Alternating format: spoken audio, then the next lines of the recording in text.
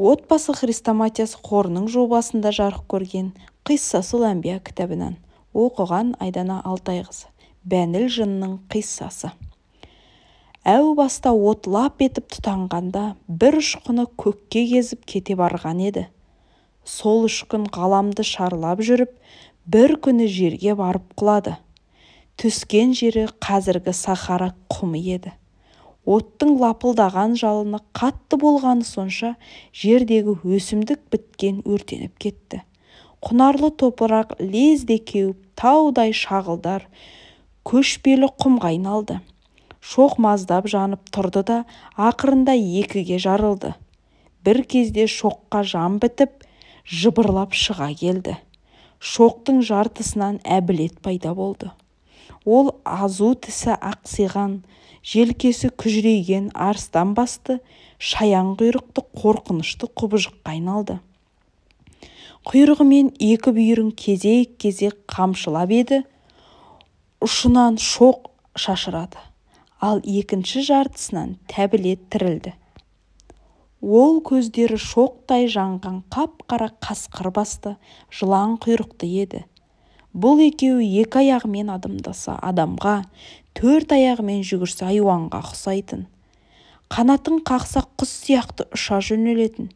Кейде жердің астына, кейде судың түбіне түсіп мекендей беретін.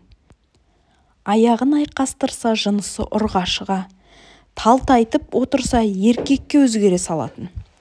Тәңірі тағала оларға бүй деп бұйырды. Сендерді жер бетіне жібердім, шоқтан жараттым. Жердегі менің нығметіме шүкіршілік етіп, тату-тәтті тіршілік кешіңдер. Некесіз, дәретсіз қосылмаңдар деп бұйырды. Бірақ олар Тәңірге құлақ аспады. Нәпсі шахуаты қозған кезде шыдап тұра алмайтын. Көрінген жерде некесіз қосылып, айқасып жата беретін. Содан тәбілет жүкті болып, ібілісті туады. Олардың ұрпағы некесіз болғасын тәбілеттің толғағы ауыр болыпты. Ол ібілісті қара тастың үстінде босанады. Сол кезде ібіліс иегі мен қара тасқа тиеді. Содан иегі екіге жарылып, ойылып қалады. Кейін осы кемдігін жасыру үшін қауғадай етіп сақал қойып жүретін болыпты. Әбілет пен тәбілет некесіз қосылып, ұрпағын күн санап көбейте береді.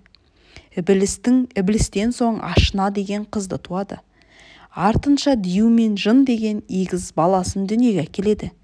Жынның нәсілі қыз екен. Олардың соңынан Түлем мен Құлан деген екі егіз ұл, Албасты мен Үббе деген екі егіз қыз туады. Ібіліс өзінің туған қарындасы Ашынаға көңіл ауады. Бірақ әке-шешесі оны Жынға айттырып, Ашынаны Диюға бермек болады. Ібіліс әке-шешесіне білдірмей Ашынамен көңіл қосады. Осыдан бастап некесіз қатынас қылып, күнә жасағандарды Ашыналар деп атайды екен.